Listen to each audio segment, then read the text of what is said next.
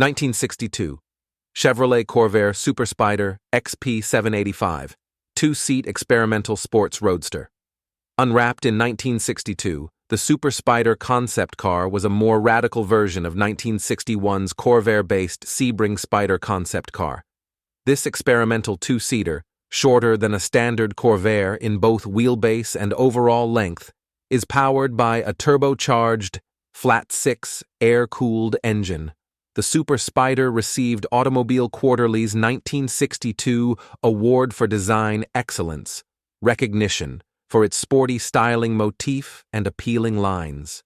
The XP-785 was based on a 1962 convertible body shell. Its overall length of 171 inches and its 93-inch wheelbase are both shorter than the stock 180 and 108-inch dimensions.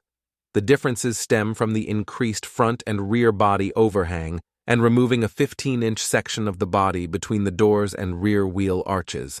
Many styling elements set the Super Spyder apart: a racing-style windscreen, low-drag sport mirrors, and the aerodynamic driver's headrest built into the extended fiberglass rear deck cover. Then, there are the exotic exhaust pipes, Stingray taillights, split bumpers, triple louvers in the quarter panels ahead of the rear wheels, alloy wheels with knockoff centers, Spyder instrumentation, wood-rimmed steering wheel, and the bold racing stripe.